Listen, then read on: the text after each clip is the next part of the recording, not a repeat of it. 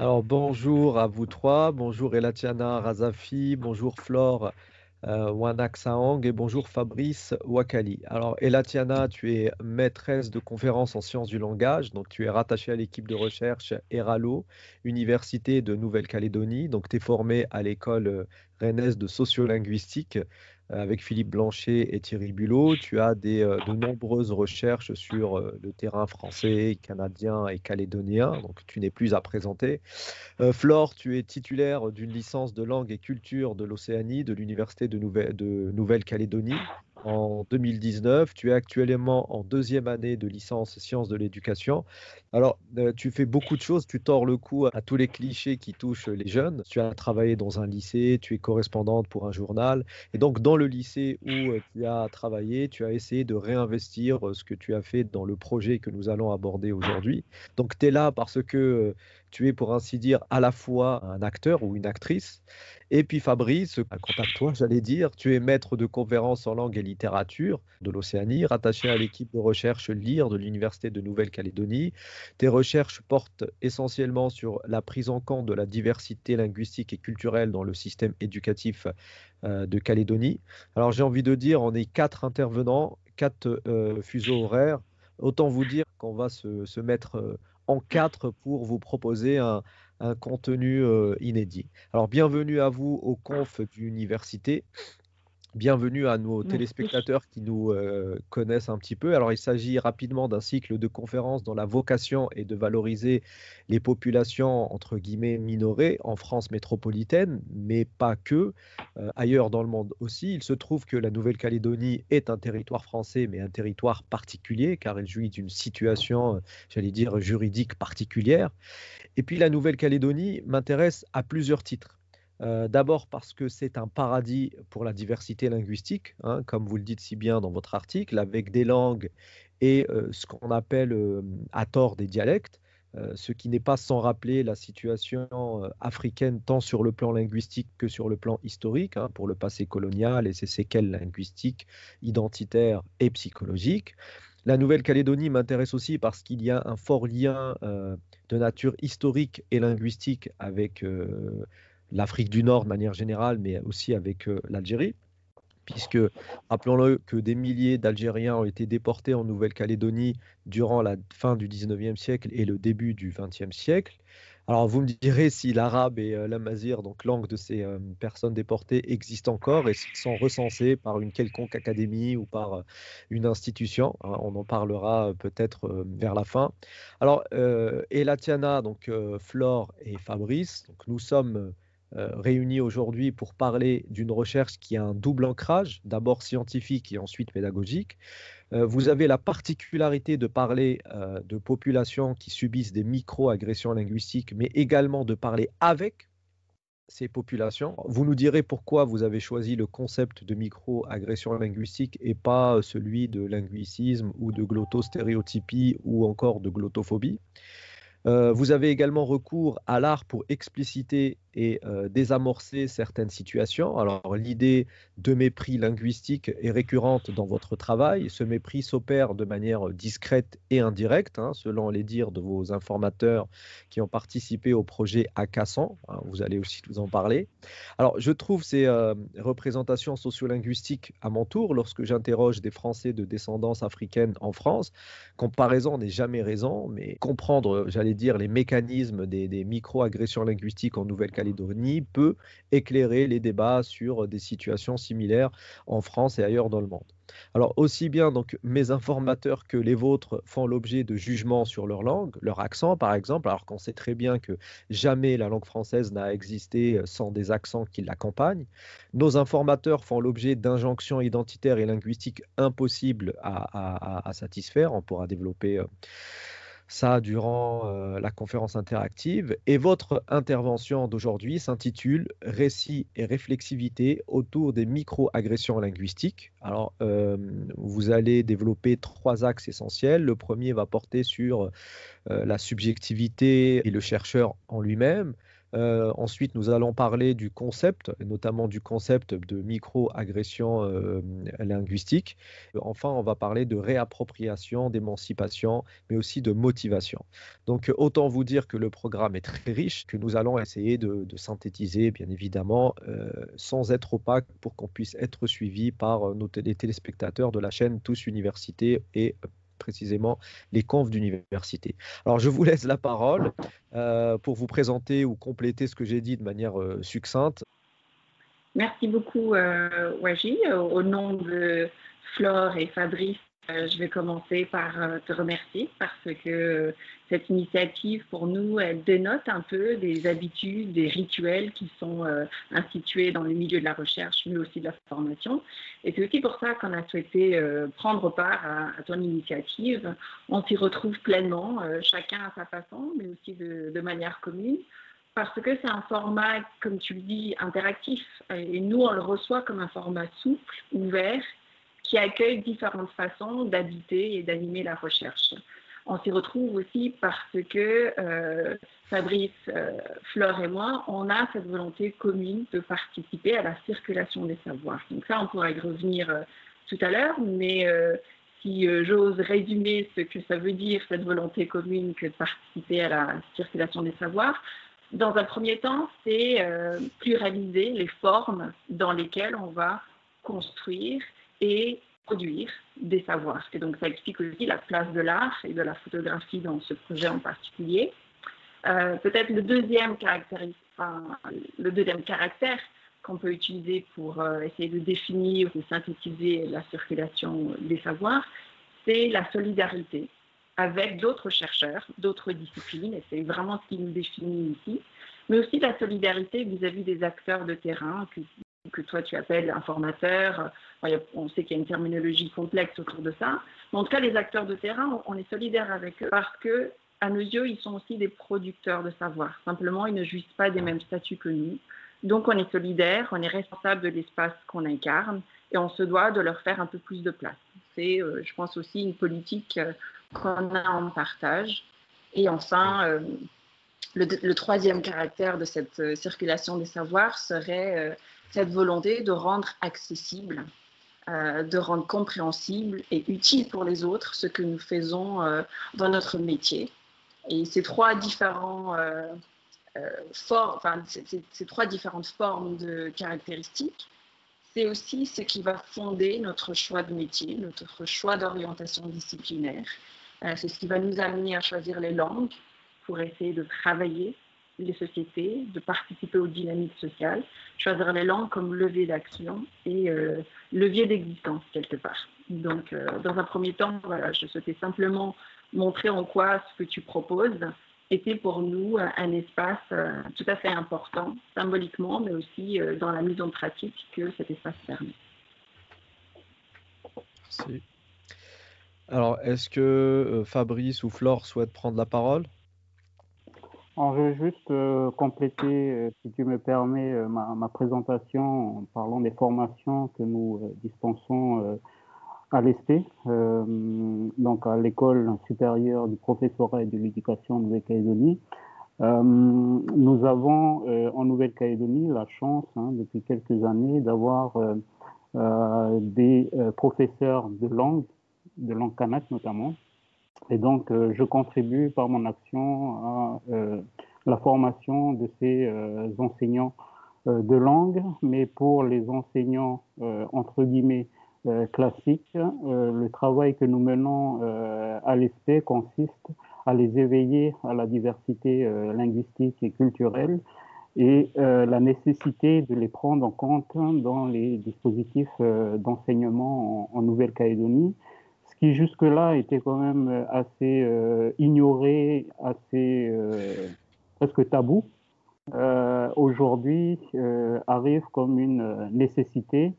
Et donc, depuis quelques années, on met en place particulièrement dans les dispositifs de formation un éveil justement à la diversité linguistique, à la diversité culturelle, à la pluralité, disons, des formes de pensée qu'il faut prendre en compte. Et par rapport à ce que disait Latiana, ce qui me tient véritablement à cœur dans ce travail-là de formation, ou je dirais même de déformation des enseignants, c'est aussi de leur faire prendre conscience que l'élève, quand il arrive à l'école, il arrive avec un capital de connaissances que souvent on va ignorer.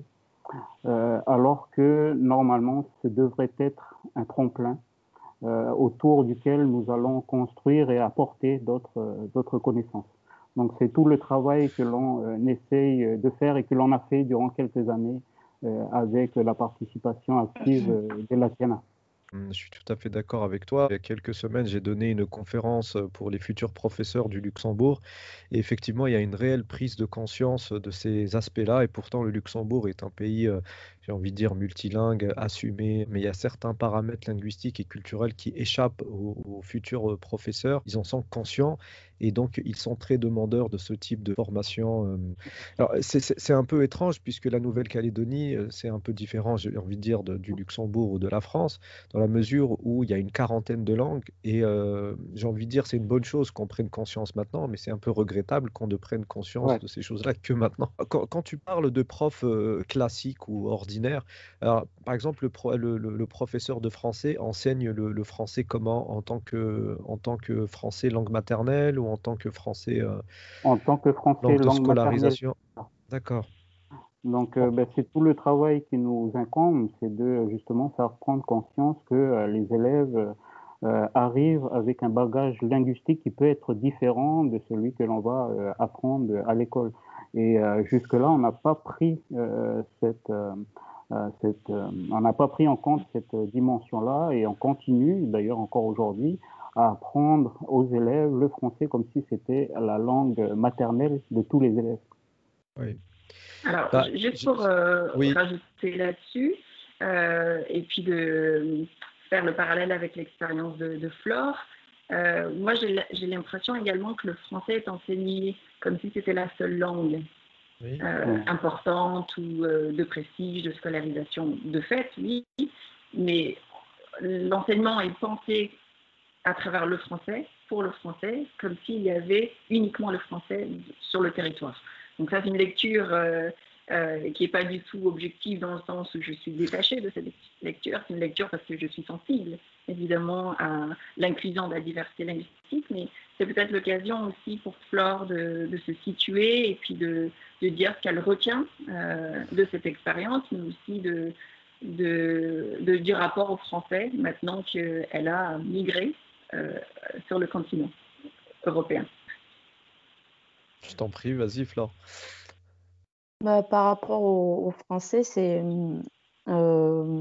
exact. C'est comme si c'était la seule langue qui existait. Les élèves, malgré que leurs parents, par exemple, au lycée où j'ai travaillé, malgré que les parents parlent tous deux en langue kanak, leurs enfants parlent français. Parce que je pense que c'est en enseignant le français à leurs enfants, ça leur donne plus de chances de réussir parce qu'ils sont déjà baignés dans le français. C'est pas une langue qu'ils découvrent à l'école. Et ça devient en gros leur langue maternelle. Et donc, du coup, les langues kanak passent dans les usages en second plan, c'est ça? À peu près, ouais. C'est ce qui est en train de se passer. C'est vrai qu'on a eu un discours ambiant de la part des institutions aux parents, leur disant il ne faut pas parler la langue parce que ça risque de leur donner plus de je rappelle, excuse-moi, Ouais. je souligne que quand on dit parler en langue, c'est parler en langue kanak. En langue kanak. C'est ça. J'ai pas Parler précisé. en langue, c'est parler en une des 40 langues kanak, c'est ça? Oui. C'est un peu plus compliqué que ça, excusez-moi. Je sais que c'est un peu plus compliqué que ça, mais quand on dit en langue, ça veut dire une langue, voilà, une des langues kanak. On a l'habitude, donc. C'est ça. On est sorti, quand on est sorti du régime de l'indigénat en Nouvelle-Calédonie, hein, donc les Kanaks pouvaient circuler librement dans l'espace public. On est rentré dans une phase d'assimilation, donc où les Kanaks étaient obligés obligés d'apprendre le français. Enfin, en tout cas, ils étaient contraints, notamment par l'école, qui était monolingue et monoculturelle, j'allais dire, et mononormatif en plus. Et donc, le discours de l'époque, c'était de dire justement aux parents, n'enseignez pas vos langues, ne parlez pas vos langues aux enfants, ne la transmettez pas, parce que ça risquait d'altérer, disons, ses capacités dans la langue française. Et donc, beaucoup de parents qui ne maîtrisaient pas le français s'obligeaient, au fait, à la transmettre, et ça a eu d'énormes impacts sur la scolarisation de plusieurs Alors, générations. ce que tu es en train de dire là me rassure un peu. Moi, je pensais que le problème était uniquement lié à l'arabe. Parce qu'effectivement, il y a un réel problème lié à la langue arabe en Ouais. France, où il y a des amalgames entretenus entre arabe, islam, voilà, tous les vieux poncifs qui font plaisir à certains. Et puis, ce que tu es en train de dire là, ça me rappelle aussi ce que me disaient mes parents durant la période coloniale en Algérie, où on considérait l'enfant indigène comme un Français à part entière, même s'il ne parlait pas et même s'il ne disposait pas de cette culture française. Donc en fait, il s'est passé à peu près la même chose. Et en France, jusqu'à très récemment, on incitait, et d'ailleurs on incite toujours dans certains Ouais. milieux, à ne parler que le français, en faisant fi de toute cette richesse culturelle qu'il y a derrière, voilà, qui vient de la maison, qui vient d'un pays étranger, qui pourrait être un tremplin, mais qui malheureusement ne l'est pas toujours en ce moment. Je voulais aussi montrer le parallèle avec le travail qu'on a pu mener, les présentations faites par Fleur et Fabrice, et ce que tu as souligné dans ton article autour des associations un peu mythiques, fantasmées en tout cas, entre l'arabe et cette représentation de violence. En début d'article, tu mets en avant une continuité. Tu soulignes que ce n'est pas du tout nouveau que d'avoir ce réflexe de rejet vis-à-vis de l'autre, de l'altérité linguistique, et tu rappelles que dans l'histoire, on avait ce comportement davantage vis-à-vis des paysans, des ouvriers, ou en tout cas de ceux qui n'appartenaient pas aux strates supérieures d'une société pensée de façon pyramidale. Le travail qu'on fait montre une continuité géographique. Donc, on change de temporalité, on change d'espace, mais on retrouve en fait les mêmes mécanismes, les mêmes idéologies qui sont à l'œuvre d'une forme de domination. Mais ce que tu mets aussi en avant dans ton article et qui fait le lien avec nos observations, c'est que ces mécanismes-là n'ont pas un traitement égalitaire vis-à-vis des dominés. Certains dominés vont jouir d'une forme de reconnaissance. L'exemple qu'on cite souvent, c'est si on affiche comme répertoire bilingue le français et le mandarin, ou le français et le latin, les représentations ne vont pas être les mêmes que le français et l'arabe, ou le français et une langue océanienne, selon évidemment les situations, mais l'institution n'a pas les mêmes moyens le même discours face à ces différentes formes d'altérité linguistique. Donc il y a continuité, effectivement. Oui.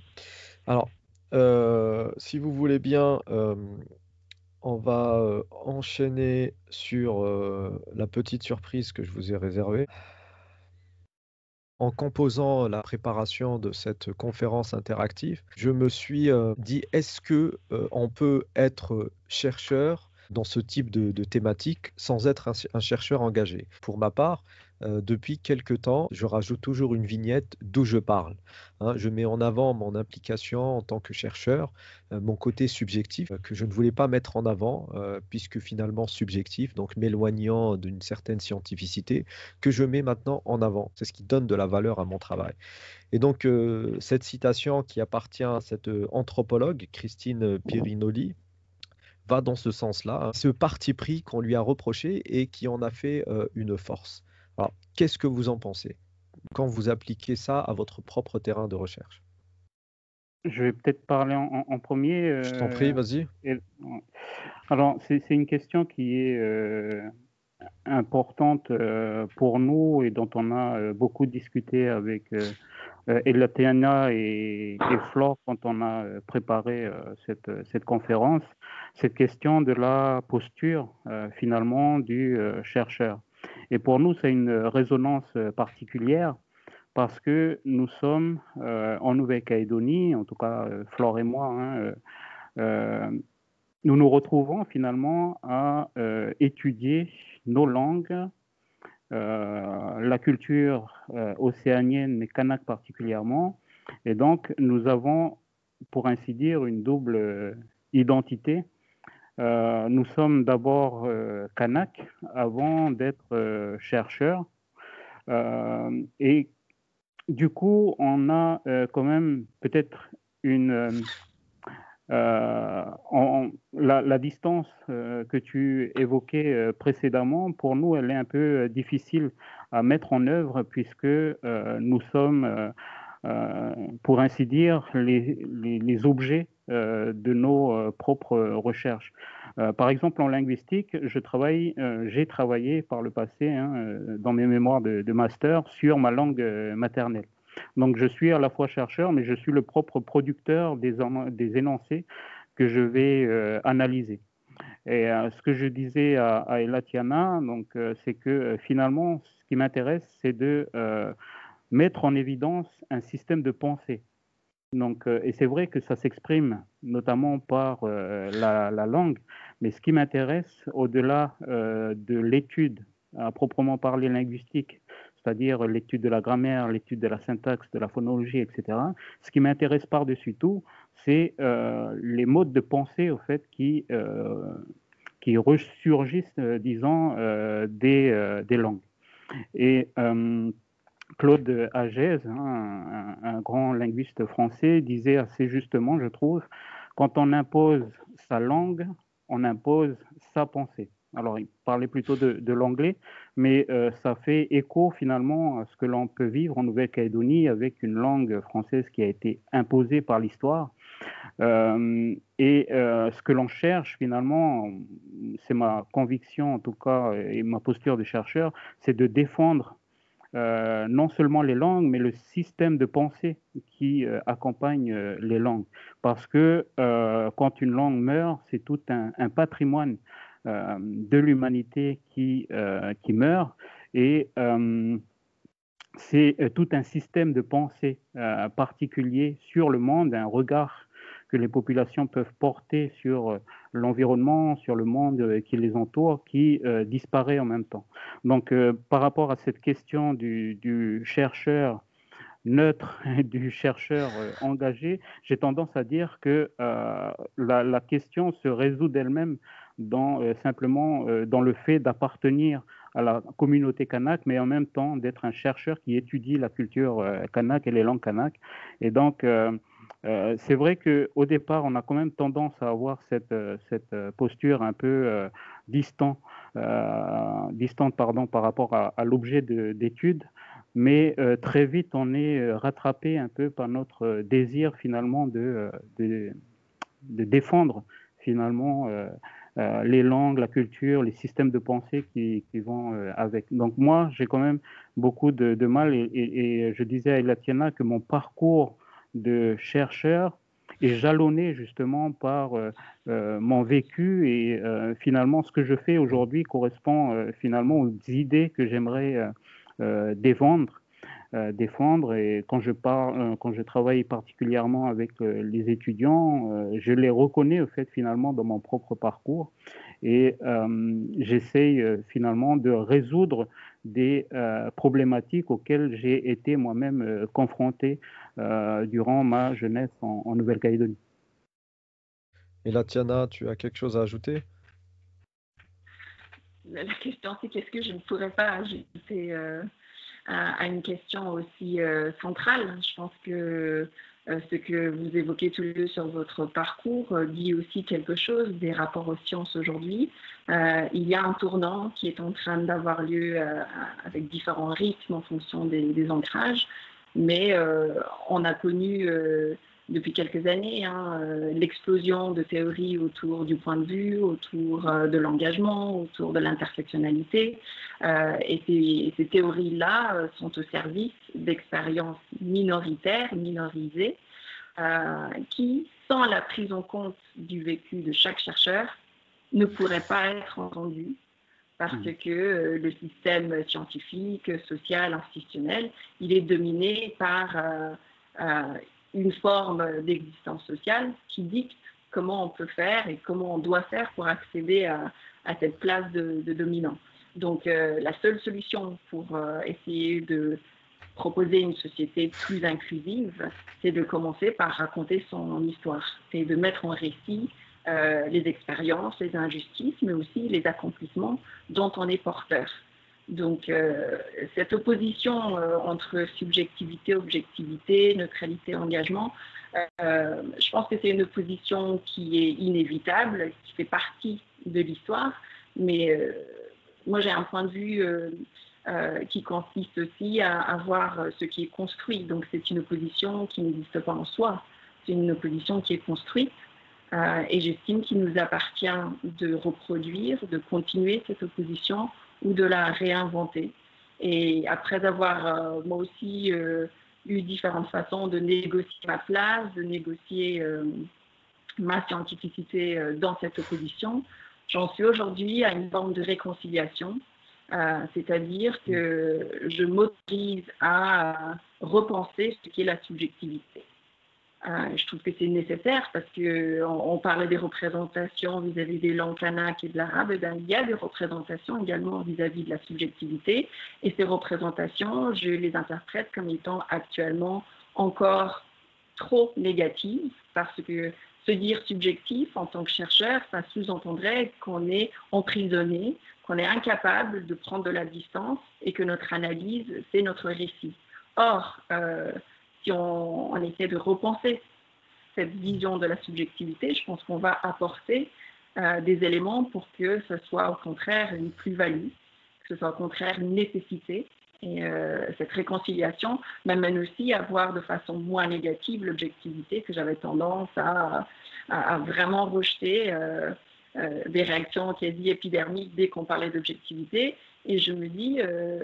je reproduis cette opposition qui est une construction. Alors que si je m'autorise à repenser l'objectivité, eh bien, je pourrais en faire quelque chose de personnel et je pourrais apporter quelque chose de différent par rapport à ces combats un peu séculaires qu'on endosse et dont on est héritier. Mais en fin de compte, je me dis qu'on est acteur vis-à-vis de ces combats anciens, dépassés, à mon sens.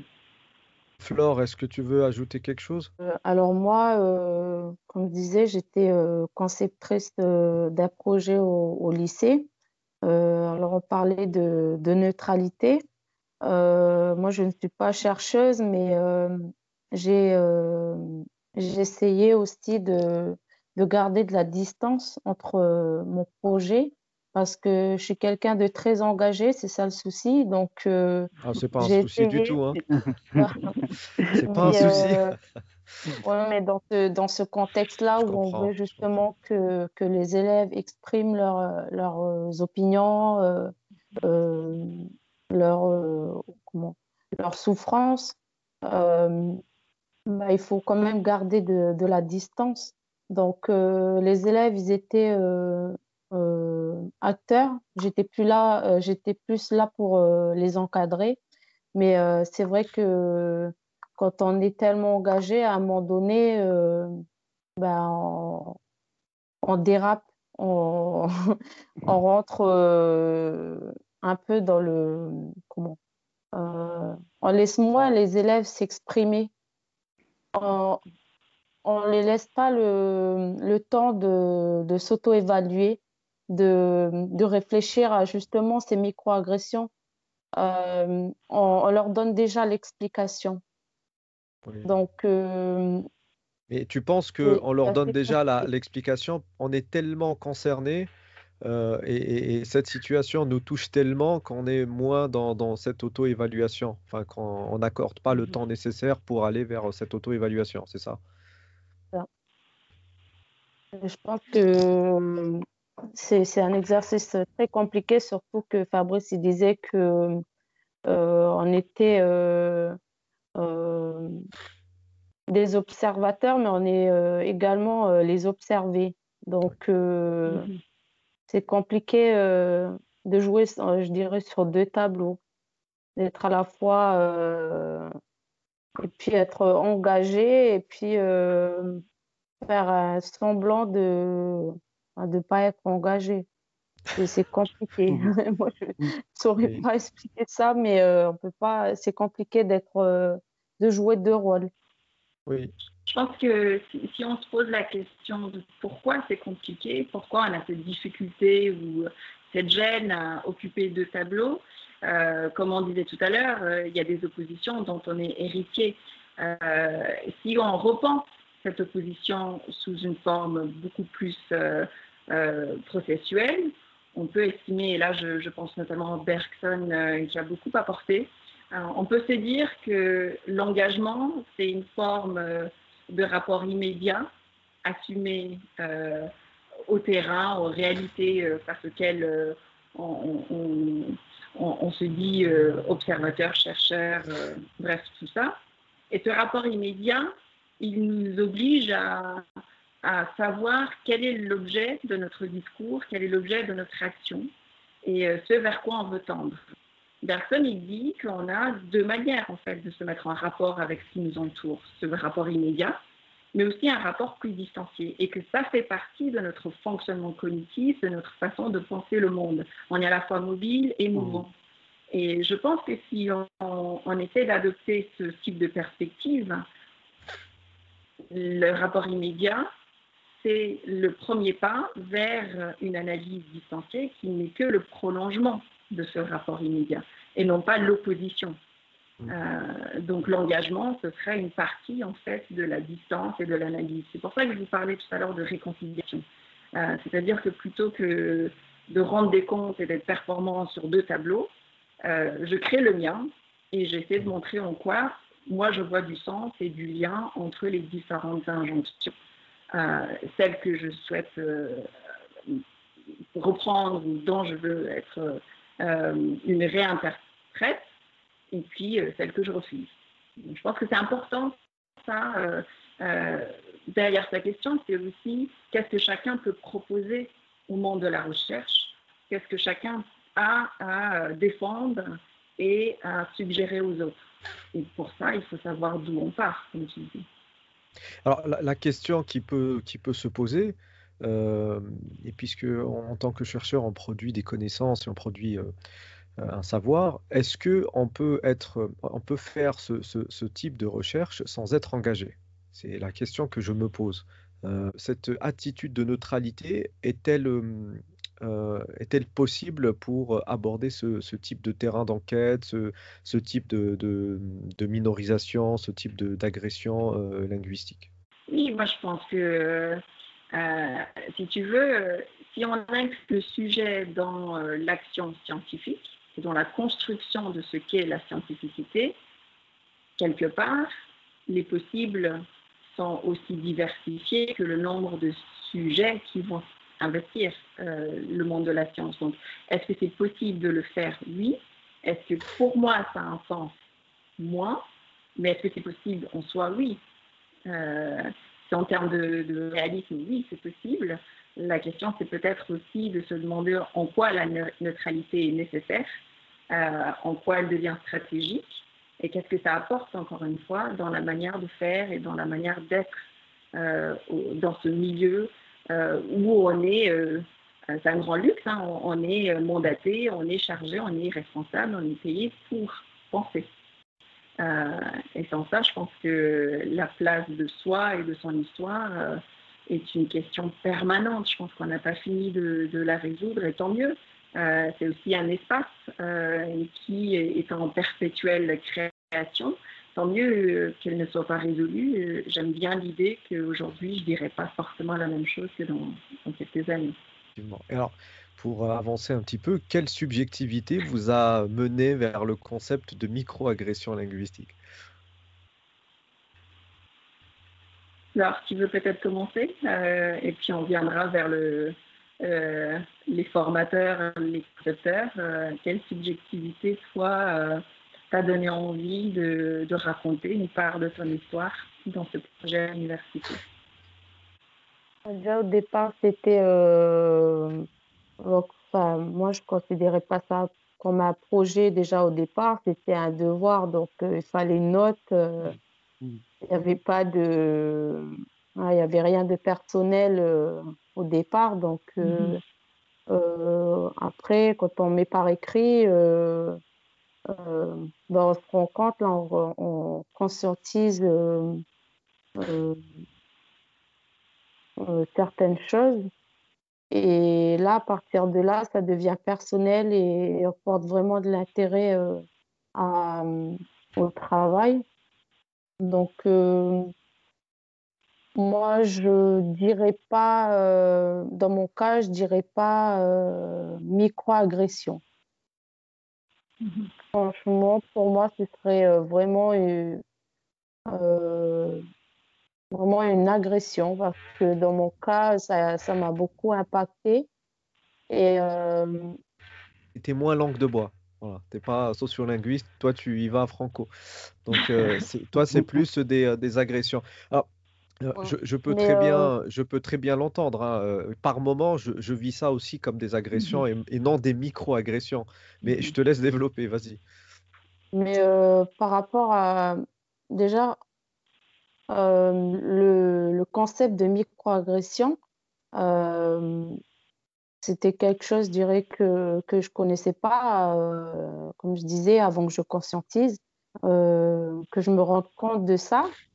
Et donc, rien que d'entendre le concept de microagression, je me dis c'est impensable. Parce que les personnes qui profèrent justement ces remarques, ce sont des proches. Euh, ce sont des personnes que j'aime. Donc, forcément, c'est des personnes qui ne nous veulent pas du mal. Donc, microagression, au départ, c'est pas vraiment, je dirais, au sens propre. Je considérais pas vraiment au départ comme une microagression jusqu'à que, justement, mes représentations évoluent et que je me rends compte vraiment au fur et à mesure que vraiment euh, il y a vraiment un impact sur la personne, que j'ai trouvé les réponses. Et des fois, on ferme les yeux justement parce que c'est la famille, on a du mal à se rendre compte que des fois, la famille peut nous faire du mal euh, sans le vouloir, inconsciemment. Euh, Flore, pour être plus précis, est-ce que tu pourrais nous donner des exemples de micro-agressions linguistiques? Alors, pas forcément que tu as subi toi-même, mais de manière générale, qu'est-ce que tu entends, toi? Donne-nous un exemple concret de micro-agression linguistique. Bah, comme j'avais mis dans mon devoir, c'est mieux vaut pas que tu parles en djihou. Euh, Ça, c'est quelque chose qu'on me répète sans cesse. Et ça peut être Et c'est supposé être un conseil, c'est ça? non, pas du C'est pas supposé être un conseil non, bienveillant? D'accord, non, dans la manière de le dire, c'est vraiment avec des moqueries. d'accord. Et le pire là-dedans, c'est que moi, j'ai pas réagi, alors que la personne qui me disait ça, c'est une personne qui avait du mal. Et encore, c'était pire que moi en djihad. Je parlais D'accord. pratiquement pas le djihad. Donc, j'ai pas réagi à ça. Que c'était une personne qui était pas, c'était pas la bonne personne à me reprocher ça. Alors, la Tu disais tout à particularité de l'heure, la Nouvelle-Calédonie, si tu permets, Latiana, la oui. particularité de la Nouvelle-Calédonie, c'est que les micro-agressions linguistiques touchent la langue dominante, par exemple l'accent de la langue française, c'est pour qu'on puisse comprendre, hein. Enfin, la langue dominante sur un plan représentationnel, sur un plan symbolique, et touche également les langues kanak. En fait, c'est un phénomène que je ne retrouve pas forcément dans mon terrain algérien ou dans mon terrain francilien.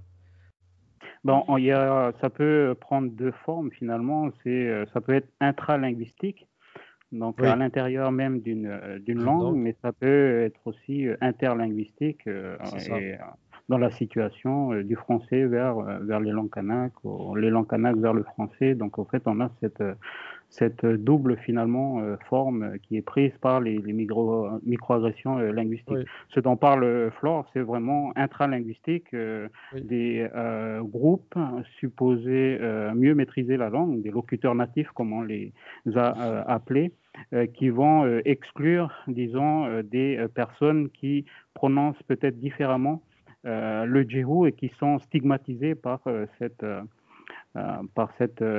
prononciation.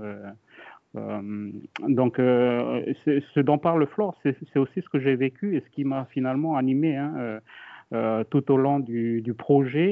Et au départ, on a eu une discussion avec Elatiana sur le sentiment d'insécurité linguistique.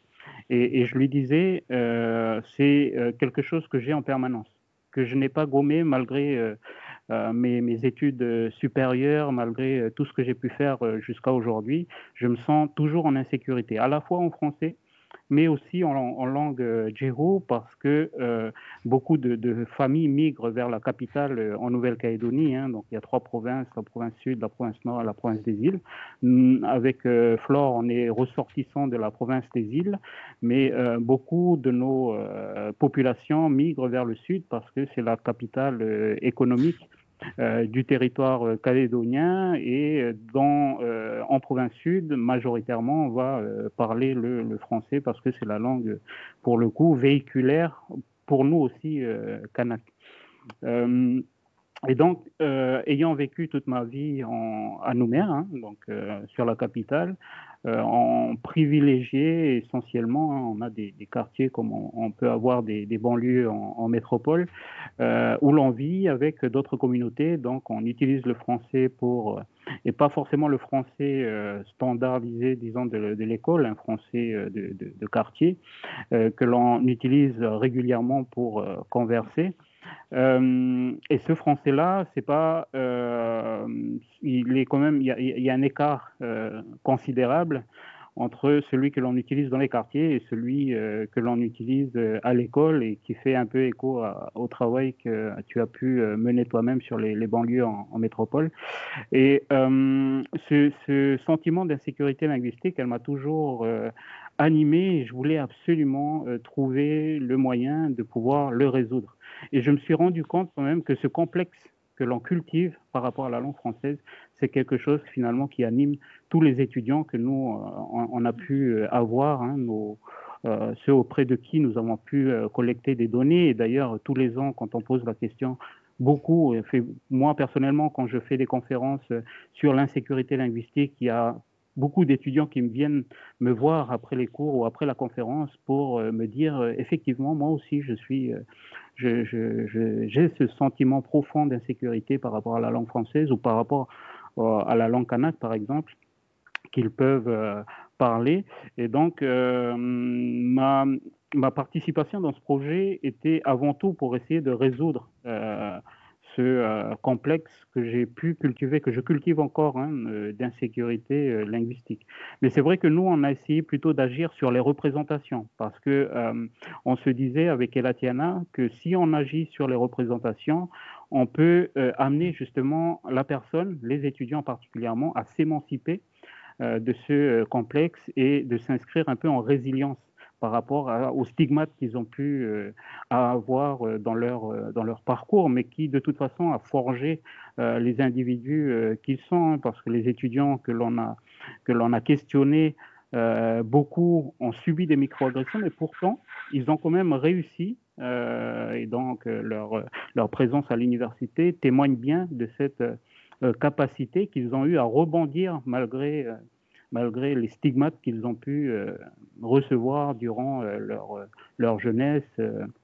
Et, et donc, l'école, finalement, en Nouvelle-Calédonie, est un lieu qui, d'une certaine manière, cultive cette insécurité linguistique, Mais notamment parce est-ce que... que tu es sûr que c'est uniquement en Nouvelle-Calédonie? Non, c'est pas que L'école, de manière Nouvelle-Calédonie. générale, cultive Oui, cette insécurité linguistique. Quand tu parles polonais à la maison et qu'à l'école, tu ne parles que français et le polonais est totalement interdit, tu finiras par cultiver cette insécurité linguistique. Mais effectivement, en Nouvelle-Calédonie, cet entre-deux-feux d'insécurité linguistique fait que la situation soit plus explosive. J'ai envie de dire que c'est une constante au sein de l'école française de susciter cet aspect identitaire très désagréable qu'on appelle insécurité linguistique.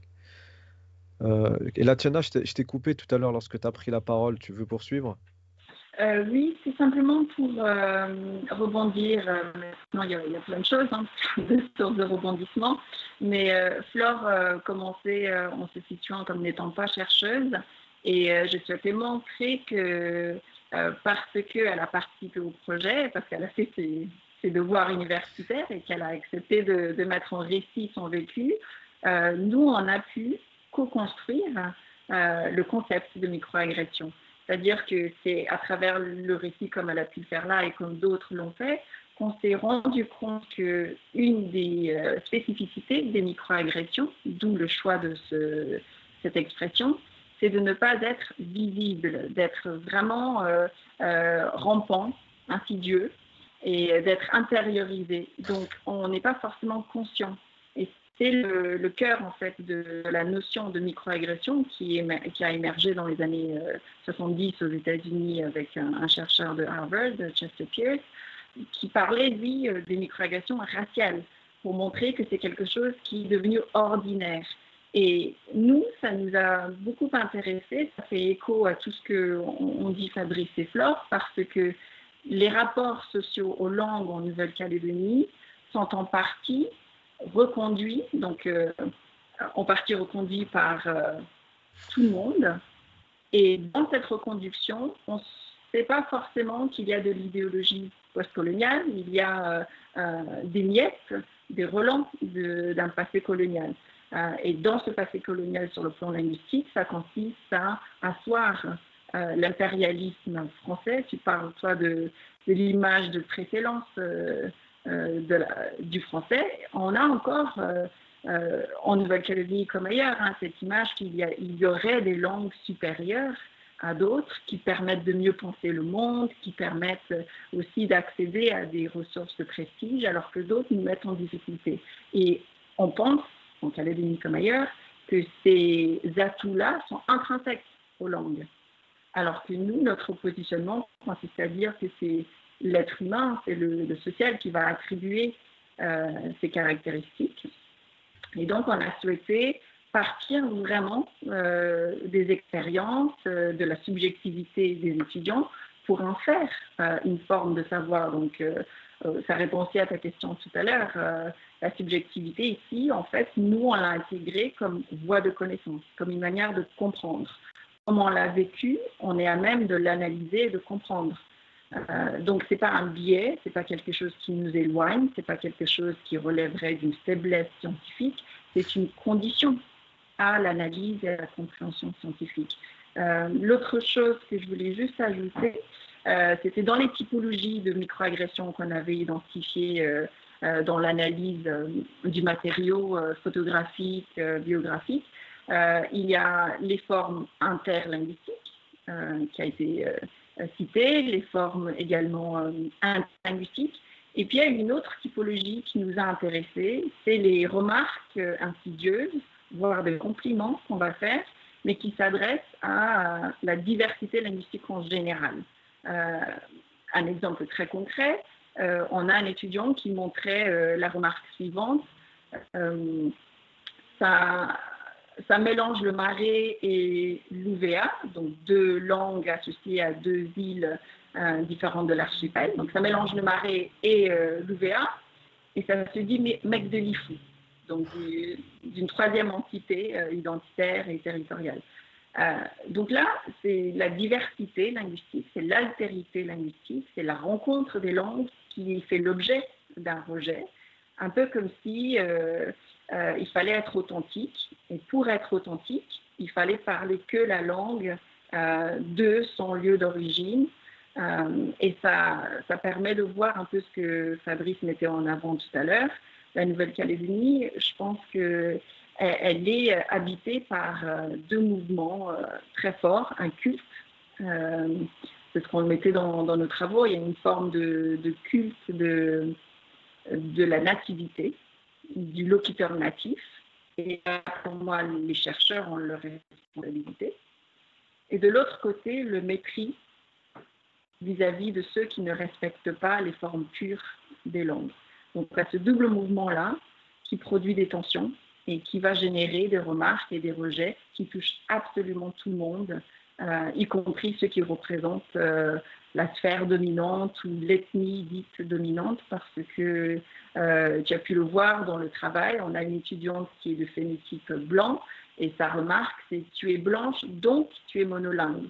C'est-à-dire que tout le monde est à la fois acteur et victime de ce phénomène de rejet sur la base linguistique. Et donc, ça se traduit comment concrètement, socialement? Est-ce qu'il y a plus de conflits qu'ailleurs? Je vous dis ça pourquoi? Parce que dans mon terrain algérien, je retrouve finalement ces tensions-là. Elles ne sont pas aussi exacerbées, quoique, il y a aussi un autre paramètre que vous me confirmerez peut-être, il y a la catégorie du genre.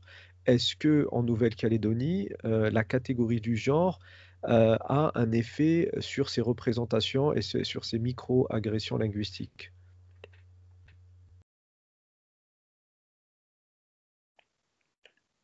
Alors, est-ce qu'il y a plus de conflits qu'ailleurs? Je pense que c'est très difficile, comme toutes les pratiques et les manifestations de tension dans les sociétés. On ne dispose pas vraiment d'unité de mesure. Et comme tu disais, la comparaison, voilà, c'est une manière d'essayer de mettre en parallèle les choses.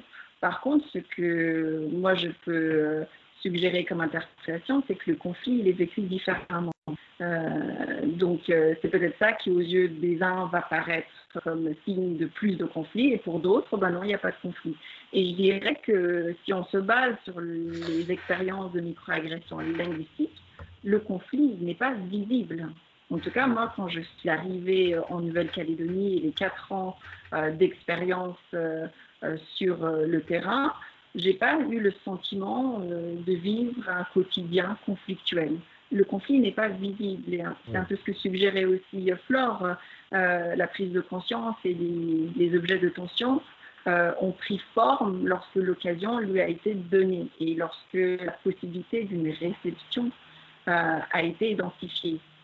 C'est aussi là, je pense, la spécificité des microagressions linguistiques et de la place qu'on accorde au conflit, c'est que nous, on est parti du point de vue de la réception, de ceux qui reçoivent et qui interprètent. On ne s'est pas préoccupé des intentions. Justement, un peu en contre-discours, en contre-pouvoir vis-à-vis de cette focalisation qu'on a tendance à avoir dans nos sociétés juridiques, où on est vraiment, je dirais, obsédé des intentions de la personne. Oui, et on tend à minimiser la réception. Donc nous, on s'est mis du côté de la réception et on s'est dit, si c'est vrai pour cette personne, eh bien cette histoire elle a lieu d'être. S'il y a un conflit du côté de la réception, il faut l'entendre. Donc on ne sait pas du tout, c'est aussi ce que disait Flore, les personnes qui ont produit les remarques qu'elles relèvent n'avaient pas forcément de mauvaises intentions. Donc est-ce que ça enlève le mal? Est-ce que ça enlève les effets? Pour nous, on a tendance à croire que non. Et exactement comme tu l'as identifié sur ton terrain et sur les observables que tu analyses, ce n'est pas l'incident qui est important, parce qu'il est toujours isolé, il est toujours inconscient, on peut toujours lui trouver des excuses. C'est l'accumulation et le fait que ces incidents-là deviennent en fin de compte un impensé qui représente la norme, la vérité, ou pire, qui représente la bonne façon d'être et de parler. Donc c'est l'institutionnalisation de ces incidents-là qu'on ne voit pas. Et c'est ça qu'on a voulu à la fois explorer. Et nous-mêmes, on a vraiment appris des choses qui n'étaient pas apparentes et qui ne sont pas exhibées. Et ça explique également la dimension artistique urbaine où on a fait le marouflage, le street art, pour montrer des choses qui sont vécues individuellement, qui sont vécues de façon isolée, parce que les étudiants, quand on en a parlé en classe, il y a eu un effet déclencheur, le fameux déclic, hein, c'est un terme qu'on utilise souvent, où ils se sont dit, ah oui, en fait, toi aussi, ah oui, toi, en fait, on est tous concernés.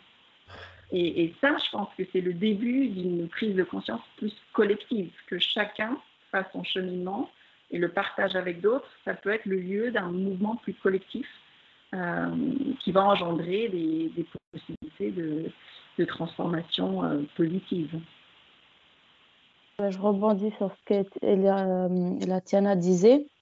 Alors, moi, dans mon cas, c'était tout à fait ça. La personne proférait les remarques. Moi, sur le coup, ça me blessait.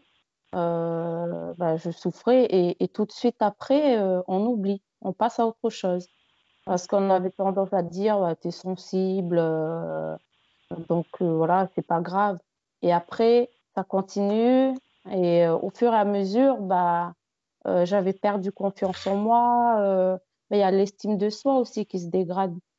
Donc, et après, ça devient banal. Donc, ils répètent sans cesse. Et comme tu disais, Elatiana, ils sont inconscients. Donc, ils ne savent pas ce qu'ils disent. Mais nous, ça nous touche. Et il y a de gros impacts après sur la personne. Mhm. Oui, ils sont inconscients parce que véhiculés par un discours dominant, érigé en norme, et donc ça devient, à la limite, si tu ne penses pas comme ça, c'est toi qui as tort et pas le contraire. Voilà, c'est la bonne façon d'agir. Et pour peut-être amener à voir ce que disait Flore, les effets qu'on a remarqués, c'était des effets durables, c'est-à-dire qu'au-delà du mutisme situationnel où on se retient de parler, on a remarqué que certains étudiants parents se disaient, moi je ne vais pas transmettre cette langue ou cet accent ou cette façon de parler parce que je ne veux pas que mes enfants souffrent comme moi je l'ai vécu. Donc encore une fois, on part d'une expérience très subjective pour décider de ce qui peut être mieux pour l'autre dont on est responsable. Et l'autre effet, c'est que c'est dit Flore, destruction de l'estime de soi avec cette conviction que c'est nous qui sommes le problème, une honte de soi qui va être entretenue par les institutions, par l'école, qui vient rajouter une couche supplémentaire sur le fait que l'altérité linguistique est la source du problème. Donc alors, les effets de ces incidents sont multiples. C'est très intéressant, cette idée de non-transmission de la langue qui est susceptible d'apporter cette insécurité linguistique, que je retrouve moi chez des parents qui ont décidé de ne pas transmettre à leurs enfants l'arabe ou une langue amazigh d'Afrique du Nord. Et pourtant, les enfants se retrouvent quand même en insécurité linguistique, puisque finalement, par effet de métonymie ou par effet de ricochet, alors je ne sais pas comment on peut appeler ça, leur physique fait penser aux vieux pensifs, et donc du coup, on leur reproche même ceux qu'ils n'ont pas. Et du coup, quand certains polémistes français disent pourquoi telle catégorie de français ont un accent. Ces polémistes font référence notamment aux Français d'origine d'Afrique du Nord, même s'ils ne parlent pas la langue de leur pays d'origine, enfin la langue du pays de leurs parents, on continue à leur reprocher, à leur trouver des indices linguistiques pour les associer à cette langue qu'ils n'ont finalement pas. Et donc, cette insécurité linguistique continue d'exister, même chez ceux qui n'ont ni accent, ni langue maternelle héritée. Effectivement, ce problème ne peut être réglé que par la prise de conscience et que par le travail que vous avez réalisé dans le cadre de ce projet. Non, on parle, ça montre aussi... on parle, je veux dire que ça montre que c'est pas la langue le problème. Ah, excuse-moi, oui, tu disais c'est pas la langue le problème, oui. Ce que tu dis là sur le caractère perpétuel des représentations négatives et des comportements qui vont stigmatiser l'autre montre que l'objet du problème n'est pas la langue, et c'est un peu le cœur du projet politique de la sociolinguistique, c'est de dire attention, la langue est souvent l'argument qu'on va mobiliser pour rendre objectif, pour rendre distant une haine de l'autre, un rejet tout à fait discutable et dérangeant de l'autre. Donc on va utiliser la langue pour un peu couvrir un discours qui est moins audible si on disait vraiment le fond de sa pensée et si on en était conscient. Mais j'avais coupé Fabrice, désolée. Je voulais parler, rebondir sur ce que disait Wajid sur la double contradiction que l'on peut vivre ici en Nouvelle-Calédonie, mais que j'imagine peut faire écho à d'autres situations dans d'autres territoires. Oui. C'est vrai que nous, en Nouvelle-Calédonie notamment, hein, donc moi, mes parents, par exemple, me parlent exclusivement en français. Et d'ailleurs, même aujourd'hui, en connaissant les travaux que j'ai pu mener et mon côté défenseur, disons, des langues kanak, presque par mécanique, continue à me parler en français.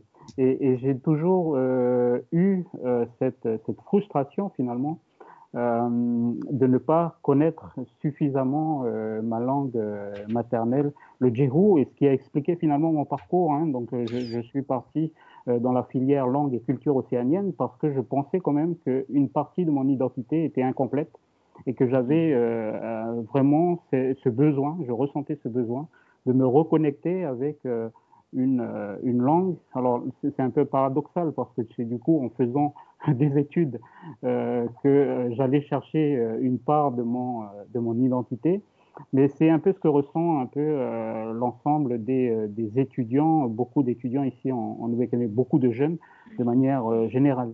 C'est finalement de se revendiquer par exemple d'une culture ou d'un groupe culturel, mais de ne pas en posséder les codes, et en revanche de rejeter une culture, mais d'en posséder tous les codes. Et du coup, on est un peu en double contradiction avec ces deux parties de nous-mêmes et on accepte peut-être un peu moins, et donc ça rejoint un peu l'idée de pureté dont a parlé Elatiana tout à l'heure, comme si la pureté était quelque chose finalement d'idéalisé, et qu'on ne prenne pas finalement le temps de valoriser cette double appartenance culturelle, cette double maîtrise finalement linguistique entre le français et les langues kanak, mais aussi plurilinguistique avec d'autres langues éventuellement qu'on pourrait posséder.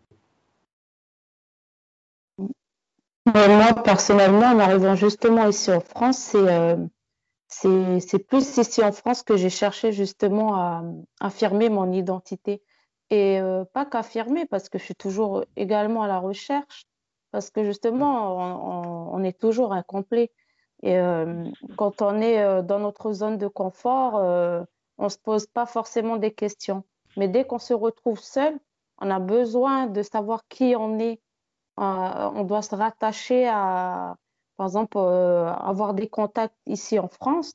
On se pose, toi, tu viens d'où, tu parles quelle langue? On pose plus de questions que lorsqu'on est au pays, en Nouvelle-Calédonie, on a tout ce qu'il faut. De la famille, on en a partout. On n'en a pas besoin de plus, quoi. Mais, et par rapport aux représentations, on parlait justement de migrants, de parents migrants qui inculquent à leurs enfants la langue française et non pas leur langue maternelle. Il y a toujours justement ces représentations négatives. Moi, dans mon cas, justement, j'ai une anecdote sur ça où c'était plutôt le contraire. C'était un de mes proches, mais qui ne me connaissait pas. On était en formation au centre de recherche Nekoudia qui se trouve sur mon île à Difou. Et il disait à sa femme, ben, j'ai rencontré une fille, mais sans qu'on se côtoie en fait. C'était, ben, elle parlait très bien le français et sa femme, enfin, elle lui demandait qui c'était et lorsqu'il parlait de moi, mais c'est pas n'importe qui, c'est quelqu'un de ta famille, vous avez les mêmes origines, vous parlez la même langue, tu côtoies ses parents. C'est ben, comment on se sent en fait de voir que même quelqu'un qui est très proche de nous euh, n'est pas capable non seulement de nous reconnaître, mais également sous-estime qu'on n'est pas capable en fait de parler correctement le français, de parler deux langues à la fois correctement. C'est peut-être une insécurité. Ils sont peut-être pas capables de parler deux langues à la fois correctement. Je ne sais pas, je ne l'ai pas rencontré pour lui demander, mais j'aimerais bien. Oui, c'est très complexe. Les personnes qui ne sont pas dans ce genre de contexte linguistique auront du mal à comprendre et à suivre ce qu'on est en train de dire, mais effectivement, peut-être que ces personnes elles-mêmes sont en insécurité linguistique et donc elles ne font que projeter ce qu'elles ressentent au plus profond d'elles-mêmes. Et du coup, au niveau du réinvestissement de tout ça, comment ça s'est fait? Alors, Elatiana, tu as parlé de pratiques artistiques, mais comment tu as fait pour amener ce glissement de la classe vers la rue? Est-ce que ça a été fluide? Est-ce que ça a été complexe? Est-ce que les étudiants ont pu réactualiser tout simplement bah, les concepts, les idées de la classe pour les utiliser de manière artistique. Enfin, comment ça s'est passé? Alors, pour apporter quelques pistes de réponse là-dessus, en fait, ce qui m'a permis de penser les murs de l'université et les murs de la ville en lien, c'est un cours qui s'intitulait Gestion de la classe, et en gros gestion de la pluralité en classe de langue. Et en travaillant ce cours, j'ai été amenée moi-même à repenser la manière dont j'investissais la classe. Et c'était un cours destiné à de futurs enseignants, puisque c'était le parcours didactique du plurilinguisme. Et un des éléments qui m'a paru vraiment intéressant et stratégique, c'est de montrer aux étudiants, futurs enseignants, en quoi ce cours-là allait leur être utile. Donc, vous voyez que la réflexion autour du contenu d'un cours m'a amené à mettre en lien ce qu'on fait en classe et ce qui va pouvoir être utile hors classe, hors temporalité de la formation. Du coup, mon point de départ, ça c'était dès la première année quand je suis arrivée en Calédonie en 2016, et j'aime bien dire Kanaki, Calédonie, pour reconnaître les deux récits historiques.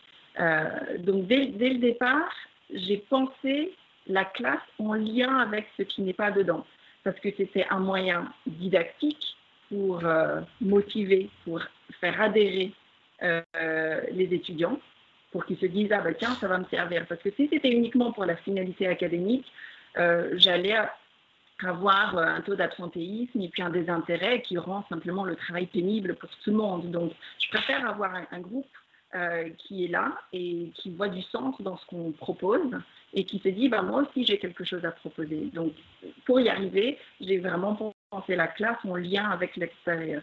Et dans l'ensemble des formations qu'on propose, avec Fabrice, la classe est mobile. On a parfois des cours à l'extérieur, on va bouger avec la classe pour montrer que les savoirs, encore une fois, de façon très littérale et figurée, méritent de circuler. Donc le lien avec la rue et les murs de la ville était un lien presque évident.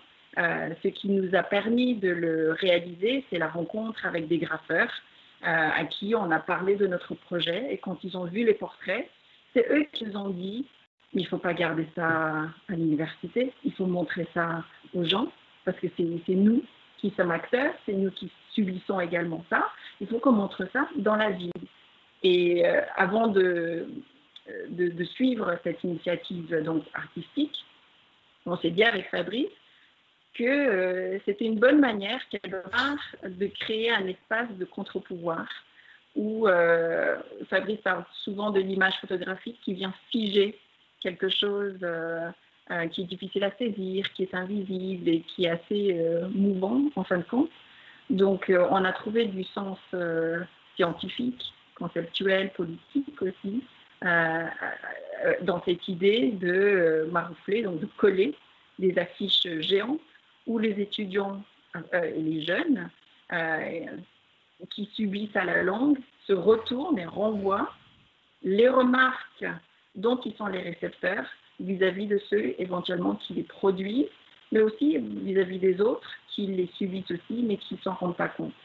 Et ce moment-là, Fabrice et Fleur pourront en parler, mais ce moment où on est parti en ville avec les artistes graffeurs, faire le marouflage, c'était un moment vraiment fort parce que je pense que tout le monde, autant eux que nous, on a vu ce à quoi pouvait mener en fin de compte une formation dite théorique, universitaire, académique, institutionnelle. On a vu comment les deux pouvaient se rejoindre et que cette jonction-là, elle est nécessaire quelque part. Oui, Fabrice, tu veux compléter? Oui, je voulais rajouter par rapport à ce que disait Elatiana et et je la remercie beaucoup pour ça. Elle a changé quelque part mon regard sur l'université, sur le travail universitaire que j'avais tendance à sanctuariser cette part un peu académique. Et j'avais du mal finalement à faire ce lien avec la vraie vie.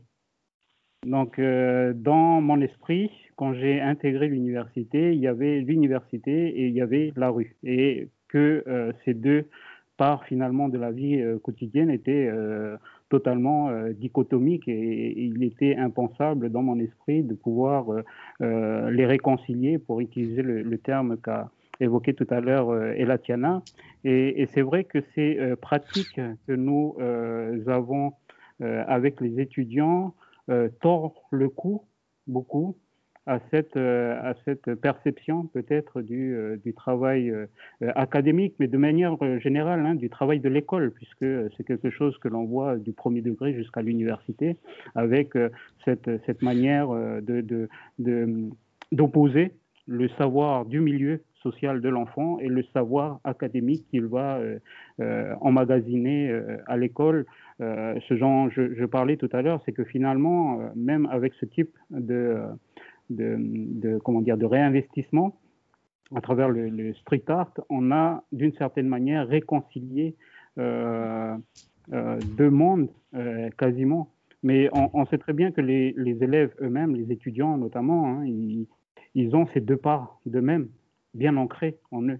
Donc, ils ne font pas la distinction entre ce qui vient de la rue et ce qui vient de l'université. Au contraire, ce sont deux parts qu'ils concilient, qu'ils négocient presque pour l'école.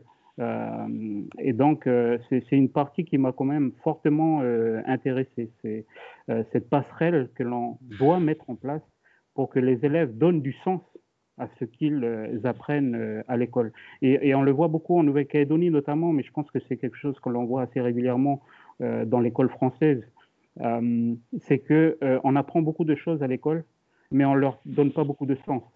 Et que du coup, quand on se retrouve finalement dans le milieu où on doit réinvestir les connaissances de l'école, on se trouve piégé parce qu'on n'a pas fait le lien, ou les enseignants n'ont pas fait le lien avec ce qu'ils ont, la manière de les réinvestir dans leur quotidien. Oui, oui. Flore, est-ce que tu complètes? En tant qu'étudiante qui a assisté justement à ce projet, j'ai vu que on était encore plus solidaires et comme on avait quelque chose de commun, on était Ça tous a concernés. renforcé le lien social, c'est ça? Ouais, ça a renforcé. Et par rapport au conflit, justement, moi-même, résidente en Nouvelle-Calédonie, j'ai pratiquement pas vu de conflit parce que justement, je pense qu'on prenait pas forcément les paroles et on se rendait pas compte des choses qu'on nous disait. Mais et je pense que ça doit être aussi d'ordre spatial, dans le sens où chaque quartier où on a justement plusieurs ethnies, ils viennent tous de ce quartier, donc ils sont tous solidaires. Et c'est comme à l'université, dès que les élèves sont arrivés à l'université, il n'y avait pas de toi, t'es wallisienne, toi, t'es kanak, toi, t'es français, enfin blanches entre guillemets. Voilà, on était tous dans la même classe et on s'entraidait. Donc là, le conflit, j'en ai pratiquement pas vu. C'est un conflit insidieux qu'on ne voit pas, mais qui est là. Mhm. Ouais, voilà, tout à fait. Alors, Elatiana, je te donnerai peut-être le mot de la fin, mais j'avais une petite remarque. À part l'école, où vous faites un boulot formidable avec les professeurs pour les faire prendre conscience de ces aspects-là, euh, sociolinguistiques, est-ce que les autres institutions étatiques œuvrent en ce sens? Est-ce qu'il y a des émissions à la télé qui parlent de ces choses-là? Est-ce que il y a des doublages de films, de séries dans certaines langues kanak peu valorisantes ou peu valorisées qui contribuent à minimiser cette insécurité linguistique, par exemple? Il n'y en a pas assez à mon goût. On a une académie des langues kanak. Oui, On a d'autres institutions du vice-rectorat qui s'attellent justement à promouvoir les langues à travers la production d'outils pédagogiques, par exemple. Mais les langues kanak ne sont pas visibles d'accord. sur Je veux le dire, à la territoire. télévision, il n'y a pas. Est-ce qu'on entend des langues, des langues kanak? Il n'y a pas de doublage, par exemple. C'est que en français. Oui, c'est que en français. Donc le journal télévisé, il est que en français. Alors depuis quelque temps, on a quand même une autre chaîne qui propose justement un doublage en langue kanak. Mais Euh, laquelle? Est-ce la langue la plus prestigieuse ou comment ils ont il, fait pour choisir cette langue? il tourne. Donc à certains moments, c'est une langue du Nord. Après, ça va être D'accord, une langue des îles. Donc voilà. d'accord. Ok. Parce que moi, dans mon travail sur l'insécurité linguistique en Algérie, en milieu francophone et arabophone, on s'est rendu compte avec les étudiants que plus il y avait, que plus la langue stigmatisée était écoutée sur des supports prestigieux, la radio, la télévision étatique ou privée, enfin voilà, et moins l'insécurité était présente.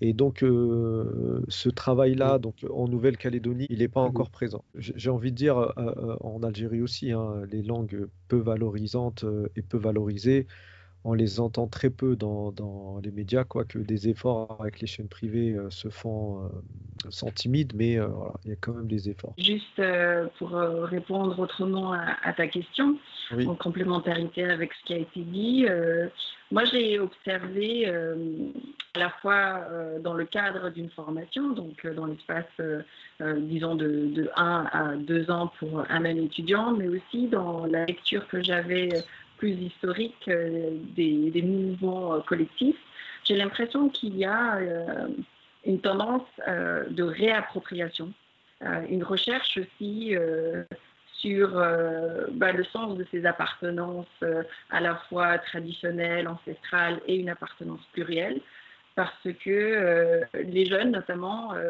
se posent des questions et se donnent les moyens pour trouver leurs propres réponses. Fabrice parlait des raisons qui l'ont amené à s'inscrire dans une filière consacrée aux langues et cultures océaniennes. Et beaucoup d'étudiants, je veux dire quelques générations après lui, non pas qu'il soit si ancien, mais il y a quelques décennies après son inscription à l'université, ont le même discours. Ils s'inscrivent dans ces filières pour comprendre qui ils sont et pour un peu essayer de se réapproprier leurs appartenances plurielles. Et une anecdote aussi qui montre cette tendance-là et la différence des perceptions vis-à-vis des conflits. Je pense que ça fait écho à ce que Flore disait quand elle nous explique qu'elle ne voit pas de conflit. On assistait à une conférence scientifique au centre culturel Djibaou et la conférencière essayait de se demander si la Calédonie allait pouvoir, la Kanaki-Calédonie allait pouvoir vivre avec toutes ces diversités culturelles, ethniques, linguistiques. Donc la problématique, c'était comment est-ce qu'on va avoir une paix sociale avec cette diversité qui est inhérente au territoire. Et à la fin de la période de questions, il y a une jeune qui lève la main. Donc déjà là, il y a une prise de parole qui est osée, qui représente une prise de pouvoir symbolique. Et elle, de façon très sincère, elle dit « Je ne comprends pas l'objet de la question. Dans ma classe, on est d'une vingtaine de familles différentes avec chacun un métissage. Dans ma propre famille, il y a du japonais, il y a du wallisien, il y a du tahitien, il y a du français, il y a du djéou, et tout va bien. Je ne comprends pas où est le conflit. On est très bien avec l'autre et on assume ce métissage. Je ne vois pas pourquoi on ne pourrait pas vivre ensemble. Et je pense que ça rejoint un peu à ce qu'on disait tout à l'heure. Conflit ou pas, beaucoup ou pas, c'est la manière dont on va, nous, se positionner vis-à-vis de ce qui est censé être construit comme un conflit. Donc moi, j'observe beaucoup de résilience, de réappropriation et de discours et de pratiques qui vont dans le sens de l'émancipation. Donc c'est plutôt un signe comme quoi l'histoire et le poids des idéologies peut être dépassé dès lors où on se donne les moyens pour agir dessus, en fait. Très bien. Écoutez, on en apprend beaucoup. Finalement, la Nouvelle-Calédonie est un territoire français dont on ignore tout. Vous n'avez toujours pas répondu à ma question initiale. Où se situe l'arabe et l'amazigh dans tout ça? On a une communauté arabe qui est vraiment bien ancrée dans une partie du territoire dans le sud, à Bouraï. Et d'ailleurs, il y a une mosquée à Bouraï et la communauté arabe est bien implantée en Nouvelle-Calédonie. Bien intégrée. Parce que j'ai eu l'occasion de visionner ce que tu m'as envoyé, Latiana. Après avoir visionné tout ça, on a envie de rester seul un petit peu. C'est difficile. Bon. Donc, la prochaine conférence avec la Nouvelle-Calédonie portera forcément sur cette population-là, n'est-ce pas, Elatiana? mais tu sais qu'on a une étudiante dont le prénom est Israëla, et la microagression qu'elle montrait, c'était salam. J'espère que tu comprends. Alors, oui. Son nom, c'est Israëla. Voilà. Et la microagression qu'elle montre présuppose que, compte tenu de son nom, elle doit comprendre la langue arabe. Oui, c'est... oui, effectivement, c'est compliqué. Enfin, moi, pour comprendre une situation, j'ai tendance à la ramener vers mon confort intellectuel, mais j'ai l'impression que la Nouvelle-Calédonie, son contexte échappe à mon confort intellectuel, donc j'ai tout à apprendre et j'ai tout à construire. Et pour construire, des fois, il faut déconstruire. Donc voilà, j'ai envie de vous dire à suivre. En tout cas, on te remercie à la fois pour tout l'intérêt que tu portes à nos 3 histoires, 3 récits de la Calédonie. On te remercie aussi pour la bienveillance. Si chacun pouvait avoir une forme d'insécurité, elle a progressivement fait preuve d'autres choses. On est résilients aussi. Je voulais aussi en profiter pour remercier Paul Barry et Shaheen Graff, qui sont les 2 artistes, graffeurs, acteurs aussi d'une autre forme de justice sociale, qui ont permis de donner cette dimension urbaine, collective, visible au projet qu'on a pu proposer. Très bien. Merci à vous d'avoir accepté mon invitation et au plaisir de vous rencontrer dans une autre conférence interactive. Merci beaucoup. Merci beaucoup. Au revoir. Olé. Au revoir.